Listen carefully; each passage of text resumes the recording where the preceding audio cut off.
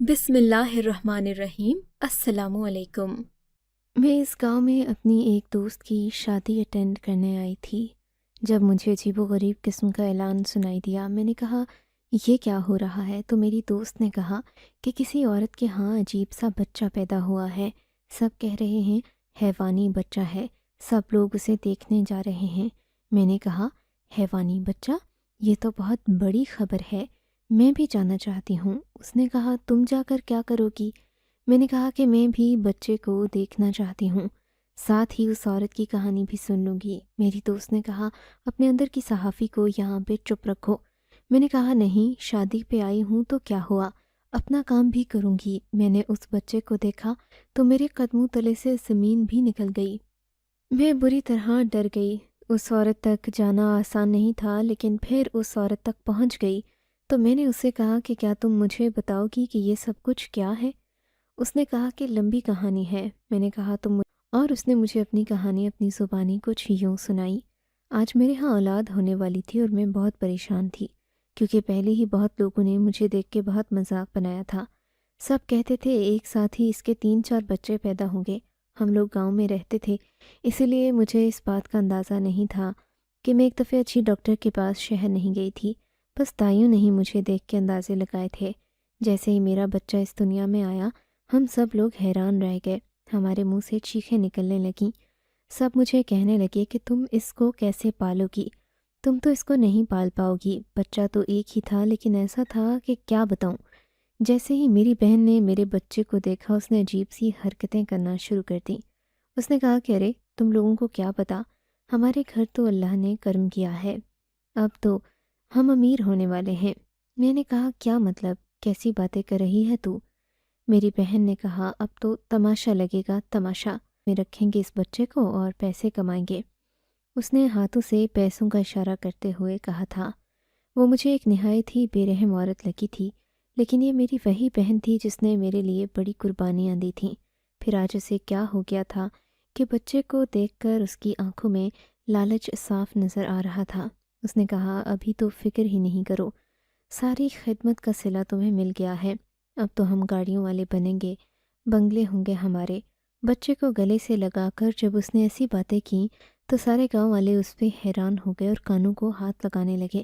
سب نے کہا کہ لگتا ہے اس بچے کو دیکھ کر خالہ دکھ سے پاگل ہو گئی ہے، بہکی بہکی باتیں کر رہی ہے۔ لیکن میری بہن پاگل نہیں تھی، کیونکہ اگلے ہی دن اس نے میرے بچے کو باہر چارپائی پہ رکھا اور ایک ہاتھ میں ہینڈ اسپیکر پکڑ کر سارے گاؤں کو اکٹھا کرنے لگی۔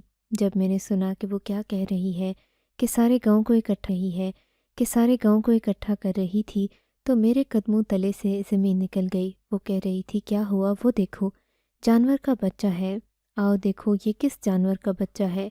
میں پاگلوں کی طرح اس کے پاس گئی کہ تاکہ اسے روک سکوں، لیکن جیسے ہی اس کے پاس پہنچی اس نے میرے کان میں ایسی بات بتائی کہ میں بھی خاموش ہو گئی اور جو کچھ ہو رہا تھا ویسے ہی ہونے دیا، کیونکہ اس نے کہا تھا کہ یہ بچہ تو دراصل میرا نام سلیمہ ہے۔ میں پہلے ہی پورے خاندان میں مشہور تھی، کیونکہ میرا شوہر ایک بہت ہی سخت آدمی تھا، مجھ پہ بہت ظلم کرتا تھا، چھوٹی چھوٹی باتوں پہ ہاتھ اٹھاتا تھا اور کہتا تھا ارے پگلی محبت کرتا ہوں اس لیے تجھ پہ ہاتھ اٹھاتا ہوں، یہ تو محبت ہوتی ہے کہ تو میری بیوی ہے، کیا مجھے تجھ پر اتنا بھی حق نہیں ہے کہ میں تجھے ایک تھپڑ بھی نہیں مار سکتا؟ شروع میں مجھے بھی یہ سب برا نہیں لگا تھا، کیونکہ ہم لوگ گاؤں میں رہتے تھے اور یہاں پہ مرد عورتوں پہ ہاتھ اٹھاتے تھے، لیکن میرے والد صاحب نے کبھی میری ماں پہ ہاتھ نہیں اٹھایا تھا۔ مجھے یہ پتہ تھا کہ سارے مرد ایک جیسے نہیں ہوتے، پر میرے شوہر نے تو پہلے ہی دن مجھ پہ ہاتھ اٹھایا اور کہنے لگا پیار سے مارا ہے۔ پھر کرتے کراتے اس کا ہاتھ میرے پہ ایسا کھلا کہ پورے گاؤں کو پتہ چلا کہ کرمو اپنی بیوی پہ ہاتھ اٹھاتا ہے، دن رات اسے مارتا ہے۔ اس عورت کی ہمت ہے پھر بھی اس کے ساتھ رہتی ہے۔ میں پورے خاندان میں ہمتی عورت کے نام سے مشہور ہو گئی۔ سب کہتے تھے بڑی ہمت ہے اس کی جو کرمو جیسے مرد کو برداشت کر رہی ہے۔ میرے ماں باپ اس دنیا سے چلے گئے تو میری بہن بھی میرے گھر آ کے رہنے لگی۔ اس بات کے حق میں نہیں تھی، میں نہیں چاہتی تھی کہ میں اپنی چھوٹی بہن کے سامنے مار کھاؤں اور اس کے سامنے میری کوئی عزت نہ رہے، لیکن میری بہن نے کہا کہ میں ساتھ ہوں تو جیجا جی ایسا نہیں کریں گے۔ میں نے کہا کوئی ضرورت نہیں اس کو ایسا کہنے میں نے کہا کوئی ضرورت نہیں اس کو ایسا کہنے کی، عزت سے نہ بلاؤ اس کو، وہ ایک برا آدمی ہے۔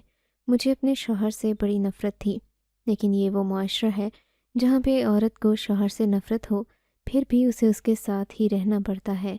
میرے ہاں ایک دفعہ اولاد ہونے والی تھی، لیکن بچہ اس دنیا میں آنے سے پہلے ہی مجھ سے دور ہو گیا تھا۔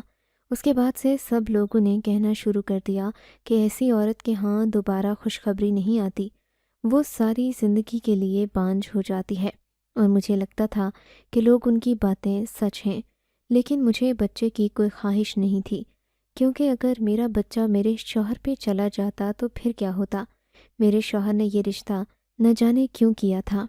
جو بھی میرے شوہر کو دیکھتا کانوں کو ہاتھ لگا لیتا، کہتا تھا کہ تم دونوں کی شادی کسی نے کیا سوچ کے کی؟ جس نے اس شادی کا فیصلہ کیا یا تو اس کا دماغ خراب تھا یا تو پھر وہ نشے میں تھا۔ کہاں یہ؟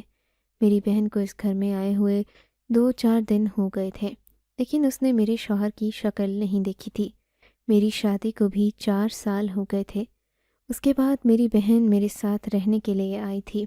ابا تو شادی کے ساتھ بعد ہی اس دنیا سے چلے گئے تھے۔ اب امی بھی نہ رہی، جوان لڑکی کو اکیلا نہیں چھوڑ سکتی تھی۔ میری بہن نے مجھے کہا کہ کیا ڈر ہے آپ کو، جو آپ مجھے یہاں بھی نہیں رکھنا چاہتی تھی۔ چاچو کے گھر بھیجنے کی باتیں کر رہی تھی۔ آپ کو پتہ ہے چاچو کیسے ہیں؟ میں نے کہا جس طرح کے چاچو ہیں نا، اس طرح کا نہیں ہے میرا شوہر۔ تجھے بھی اپنی بہن ہی سمجھتا ہے، لیکن میں نہیں چاہتی کہ تو یہاں پہ رہ، اور اب میری قسمت میں یہی لکھا ہے تو کیا کر سکتے ہیں۔ اپنی بہن سے باتیں کر رہی تھی کہ مجھے چکر آنے لگے۔ وہ فوراً جا کر گاؤں کی دائی کو بلا لائی۔ اس نے کہا خوشخبری ہے۔ میری بہن نے کہا دیکھ آپی، میں تیری زندگی میں آئی نہیں کہ تیرے گھر خوشخبری آنے والی ہے۔ اس کا مطلب کہ میرے قدم تیرے لیے بڑے مبارک ثابت ہونے والے ہیں۔ جبکہ دل میں سوچ رہی تھی کہ کاش ایسا ہی ہو، پر مجھے پتا تھا کہ ایسا نہیں ہے۔ پہلے ہی دن سے یہ سب میرے لیے بہت مشکل تھا۔ 1 مہینے کے بعد مجھے ایسا لگنے لگا جیسے بہت وقت ہو گیا ہے۔ سب لوگ مجھے کہتے تھے کہ تم بڑی بے شرم ہو، پردہ نہیں کرتی، سب کو دکھاتی ہو کہ تم ماں بننے والی ہو، غرور کرتی ہو۔ مجھے بھی یہ باتیں سن کر بہت حیا آتی تھی۔ میری بہن کو میرے گھر آئے ہوئے 1 مہینہ ہو گیا تھا۔ اب تک اس کا میرے شوہر سے آمنا سامنا نہیں ہوا تھا۔ اس نے کہا کہیں شعیب بھائی مجھ سے شرما تو نہیں رہے۔ میں نے کہا وہ کسی سے نہیں شرماتا، پر اس کے آنے جانے کا وقت ہی ایسا ہے کہ تیرے سونے کے بعد آتا ہے اور اٹھنے سے پہلے چلا جاتا ہے، اور اس وقت تو نے دیکھ کے کیا کرنا ہے؟ میں نے کہا شادی پہ دیکھا تھا، تب سے ہو سکتا ہے تو نے ان کو ٹھیک کر لیا، اس لیے دیکھنا چاہتی ہوں کہ آج کل کیسے لگتے ہیں۔ میں نے کہا اب تو بالکل بھی نہ دیکھنا۔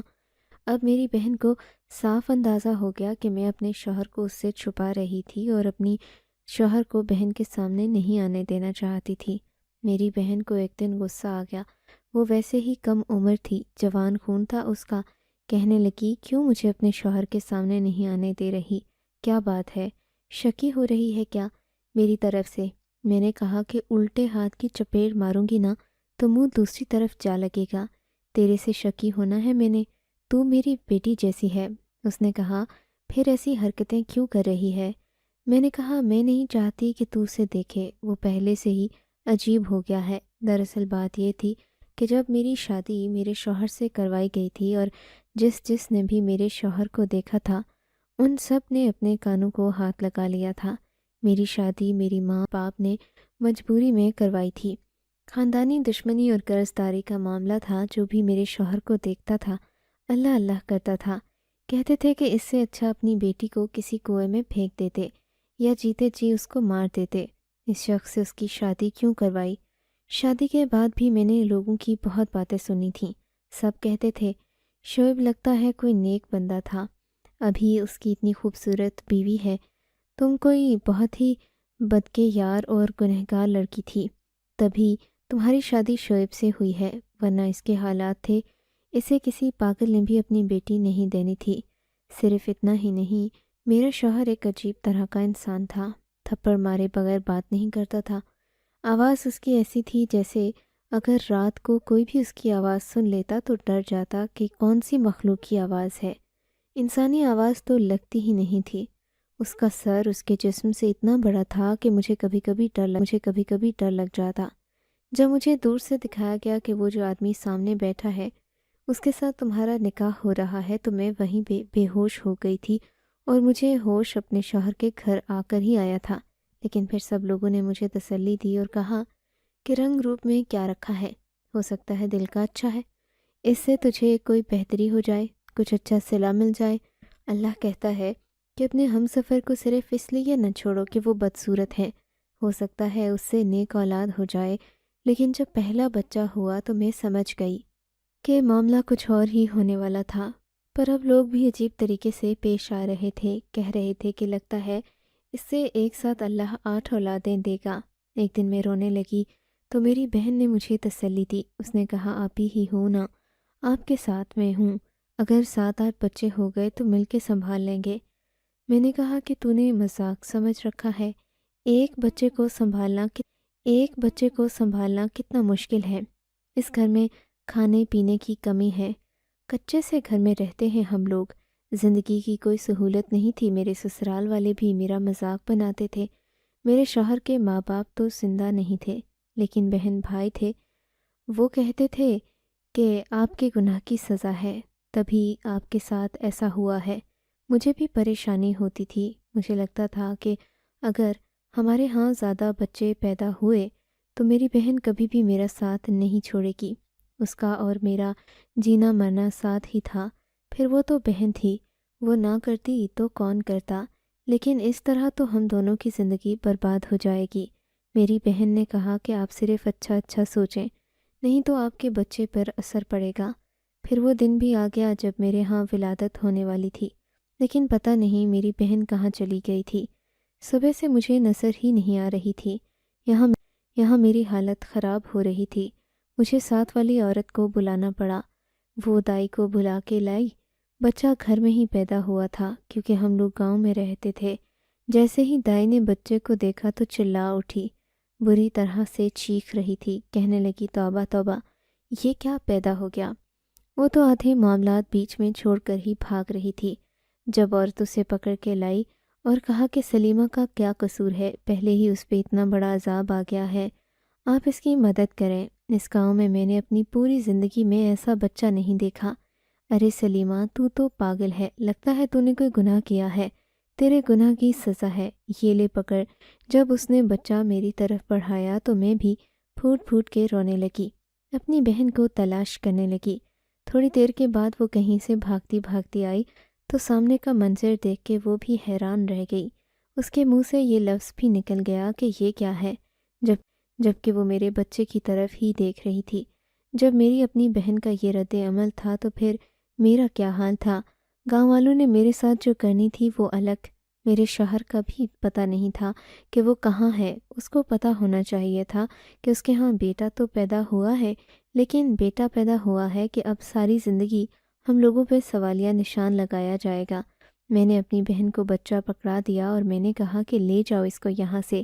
میں ایک ماں تھی، لیکن ماں ہو کر میں نے یہ مشکل فیصلہ اسی لیے کیا تھا، اور کیوں کیا ہوگا آپ لوگ خود سوچیں کہ اس بچے کی حالت کیا ہوگی۔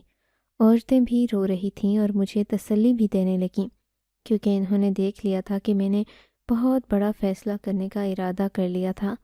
انہوں نے کہا کہ یہی بہتر ہے اس کے حق میں، ایسے ہی زندہ بھی رہا تو کیا فائدہ۔ میں نے کہا کہ ماں باپ اولاد کو فائدے کے لیے نہیں کرتے۔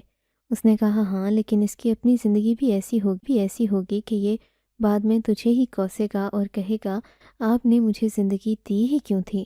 سب عورتیں کہہ رہی تھیں کہ میں نے صحیح فیصلہ کیا ہے۔ جب میری بہن اچانک سے کچھ سوچنے لگی، اس نے ایسی بات کی کہ ہم سب حیران رہ گئے۔ اس نے کہا تم سب کا تو دماغ خراب ہے، چلی جاؤ یہاں سے، ہمارے گھر اللہ نے نعمت بھیجی ہے، ہم جانے اور ہمارے کام جانے۔ اس نے سب عورتوں کو وہاں سے نکال دیا۔ میں نے کہا کہ تم کیا کرنا چاہتی ہو؟ اس نے کہا آپ کو پتہ نہیں، میرے دماغ میں بہت اچھا آئیڈیا آیا ہے، آپ فکر نہیں کریں، سب کچھ ٹھیک ہو جائے گا۔ یہ بچہ ہے انسان کا۔ میں نے کہا انسان کا بچہ یا کسی حیوان کا بچہ؟ یہ تو کسی حیوان کا بچہ لگ رہا ہے، اور وہ حیوان اس کا باپ ہے۔ یہ اس کے گناہوں کی سزا ہے۔ پہلے ہی اس کے ساتھ میری زندگی سزا کی طرح گزر رہی ہے، اب میں اس کے حصے کی سزا نہیں بھگتوں گی۔ جیسے ہی میں نے یہ بات کی تو میری بہن نے مجھے دونوں کندھوں سے پکڑا۔ پتا آپ نے کتنی بڑی بات کر دی ہے، بس اب دیکھتی جائیں کہ میں کیسے ہم پر آئی اس مصیبت کو ایک بہت بڑی خوش قسمتی میں بدلتی ہوں۔ مجھے اس کی بات سمجھ نہ آئے، میری طبیعت خراب تھی، وہ بچے کو لے کے وہاں سے چلی گئی۔ صبح میں نے شور سنا، مجھے ایک عورت نے آ کے بتایا کہ تیری بہن نے باہر تماشا لگا رکھا ہے، عجیب و غریب قسم کی حرکتیں کر رہی ہے۔ یہ وہی عورت تھی جو کل ولادت کے وقت یہاں موجود تھی، اسی لیے اس کو پتہ تھا کہ معاملات کیا ہوئے۔ اس نے بتایا کہ پورا گاؤں جمع ہو گیا ہے۔ میں دل میں سوچنے لگی کہ ہمیں تو پورے گاؤں کو جمع ہونے سے روکنا تھا، میری بہن نے ایسا کیا کیا کہ الٹا سب لوگ اسی طرف آ رہے ہیں۔ میں نے کہا کیا مطلب؟ اس نے کہا چل اٹھ کے دیکھ۔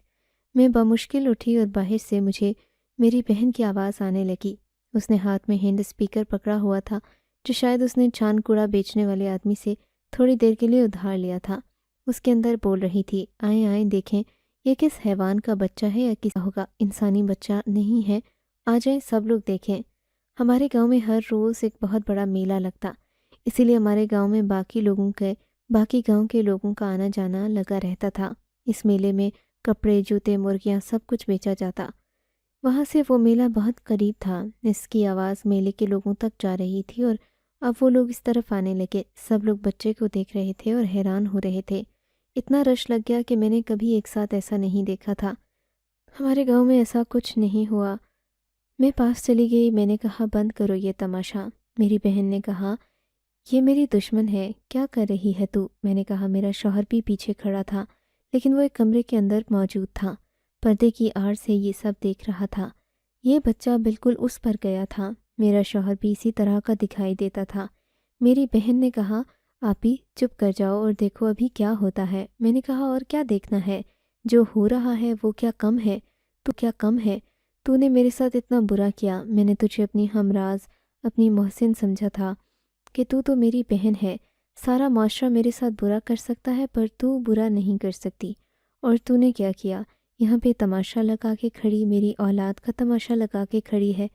اس سے تو اچھا تھا کہ تو اسے کہیں چھوڑ آتی، اس کا تماشا تو نہ بناتی۔ میری بہن نے کہا تو پوری بات تو سن۔ ابھی ہم لوگ بول رہے تھے کہ سامنے کا منظر دیکھ کے حیران رہ گئے، کیونکہ جو لوگ وہاں پہ آئے ہوئے تھے ان سب نے اپنی جیبوں سے سکے، نوٹ، روپے نکالے اور بچوں کے اوپر پھینکنے لگے۔ کچھ نے بچے کے پاس رکھ دیے، کچھ زمین پہ پھینکنے لگے۔ تھوڑی دیر بعد بچے کی چارپائی کے آس پاس پیسے ہی پیسے تھے۔ میں یہ منظر دیکھ کے حیران رہ گئی۔ میری بہن نے کہا دیکھو یہ سب ایسے ہی نہیں کر رہی، آپ کے شوہر سے اجازت لی ہے، میرے شوہر نے اجازت دی تھی۔ یہ سن کے میں حیران رہ گئی، تبھی تو وہ پیچھے کھڑا ہو کر یہ سب کچھ دیکھ رہا تھا۔ وہ لوگ وہاں سے چلے گئے اور میری بہن نے بچہ اٹھا کے مجھے دیا۔ سارے پیسے اٹھانے لگے، اتنے پیسے تھے کہ ہم تینوں اگر مل کے بھی کماتے تو ایک دن میں اتنے پیسے نہیں بنا سکتے تھے۔ مجھے اس عورت نے یہ پوری کہانی سنائی تو میں حیران رہ گئی۔ اس نے کہا بچہ میری بہن کے پاس ہی ہے، وہ اس کا خیال کرتی ہے، اور یہ سب کچھ میری بہن کی عقل کی وجہ سے ہوا کیونکہ وہ ان معاملات کو سمجھ گئی تھی۔ اس نے کہا اگر ہمارے پاس پیسے ہوں گے تو ہم اس کا علاج کروائیں گے۔ آج بچہ 7 مانگا ہو چکا تھا اور اب یہ لوگ شہر جا رہے تھے۔ وہ کہنے لگی کہ ہم نے اتنے پیسے جمع کر لیے جہاں مجھے شہر جا کے علاج کروانے کے لیے مشکل نہیں ہوگی۔ ڈاکٹر سے بات ہو گئی ہے۔ دراصل معاملہ یہ تھا کہ اس عورت کے بہت سارے بچے پیدا ہونے والے تھے لیکن اس کے ہاں ایک ہی بیٹا پیدا ہوا، اور یہ بچہ ایسا تھا کہ اس کی 2 نہیں بلکہ 4 ٹانگیں تھیں۔ اس کو ایک آپریشن کے ذریعے سے ٹھیک کیا جا سکتا تھا اور وہ آپریشن صرف شہر میں ہی ہو سکتا تھا۔ اس کے لیے بہت سارے پیسے چاہیے تھے۔ باقی شکل اس کی تھوڑی اپنے باپ کی طرح تھی، کیونکہ بیٹا باپ پہ نہیں جائے گا تو کس پہ جائے گا۔ لیکن میں داد دیتی ہوں اس لڑکی کو جس نے معاشرے کی اتنی سی منفی بات اٹھا کے اسے مثبت بنا ڈالا۔ بچے معصوم ہوتے ہیں، عاجز ہوتے ہیں، ہماری مدد کے بغیر کچھ نہیں کر سکتے۔ بچوں کا موضوع نازک موضوع ہے، اس کے اوپر کچھ بھی بولنے سے پہلے ہمیں ایک دفعہ سوچنا چاہیے۔ لیکن پھر بھی یہ ہمارے معاشرے کا ایک تصور ہے کہ جب کسی کے ہاں اس طرح کا بچہ پیدا ہوتا ہے تو ہم اس کا تماشا بنا دیتے ہیں۔ اس عورت کے ساتھ بھی یہی ہوا تھا، لیکن اب ان لوگوں نے پیسے جمع کر لیے تھے۔ میں نے ان کو اپنا کارڈ دے دیا اور کہا آپ لوگ اگر ہسپتال آئے اور کوئی مسئلہ ہوا تو مجھے بتانا۔ وہ لوگ ہسپتال آئے تو انہوں نے مجھے فون کیا۔ تھوڑی عملے کے ساتھ کچھ بات چیت تھی، میں نے ان کے معاملات حل کروائے۔ بچے کا آپریشن ہو گیا، وہ پہلے سے ٹھیک تھا، باقی اس کی شکل و صورت باپ کے اوپر ہی جا رہی تھی، لیکن بدصورت ہونا گناہ نہیں کہ اس کے لیے اسے جینے کا حق ہی چھین لیا جاتا۔ شاید کچھ لوگ سوچیں گے کہ وہ خالہ نہایت ہی مطلبی خالہ تھی، لیکن میرے خیال سے اس نے بہت زیادہ عقل مندی کا کام کیا۔ آپ لوگ بتائیں آپ کو کیا لگتا ہے؟ یہ بات بتا کے مجھے وہ عورت رونے لگی۔ اس نے کہا میں ماں ہوں، میں اس پل کو آج سوچتی ہوں جب میں نے یہ فیصلہ کیا تھا کہ میں اس بچے کو چھوڑ دوں گی، لیکن آپ ہی بتائیں میں کیا کرتی؟ میرے ساتھ پہلے ہی بہت برا تھا، پہلے ہی میری شادی ایسے شخص سے ہوئی، اب اگر بچہ بھی ایسا پیدا ہو جاتا تو میرے لیے ایک برا خواب بن جاتا۔ مجھے اس عورت نے یہ پوری کہانی سنائی تو میں حیران رہ گئی۔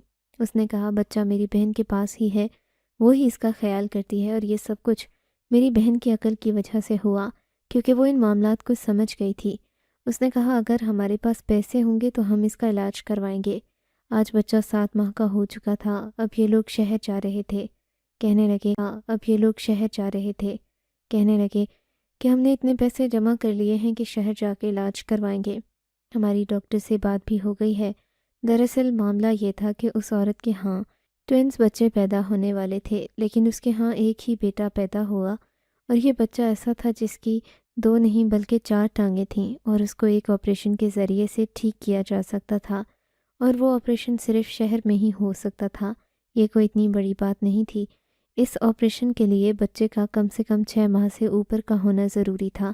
اگر وہ لوگ یہاں پہ رہتے اور کچھ نہ کرتے تو 6 ماہ تک لوگوں کے طعنے ہی سنتے رہتے، لیکن انہوں نے اپنے بیٹے کے آپریشن کے پیسے کمائے، کیونکہ اس کے لیے بہت سارے پیسے چاہیے تھے۔ باقی شکل اس کی تھوڑی اپنے باپ کی طرح تھی، کیونکہ بیٹا باپ پہ نہیں جائے گا تو اور کس پہ جائے گا۔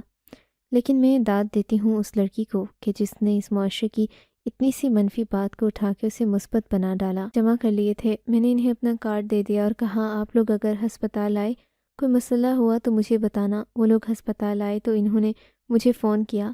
تھوڑی عملے کے ساتھ کچھ بات چیت تھی، میں نے ان کے معاملات حل کروائے۔ بچے کا آپریشن ہوا، وہ پہلے سے ٹھیک تھا، باقی اس کی شکل و صورت اپنے باپ جیسی ہی تھی، لیکن بدصورت ہونا گناہ نہیں کہ اس کے لیے اس سے جینے کا حق ہی چھین لیا جاتا۔ شاید کچھ لوگ اس کہانی کو سن کے یہ سوچیں کہ وہ خالہ مطلبی تھی، لیکن میرے خیال سے اس نے بہت عقل مندی کا کام کیا۔ آپ کو کیا لگتا ہے؟ آپ کو اگر یہ کہانی اچھی لگی ہے تو اس ویڈیو کو لائک کیجیے، اور اس طرح کی مزید کہانیاں سننے کے لیے ہمارے چینل کو ضرور سبسکرائب کیجیے۔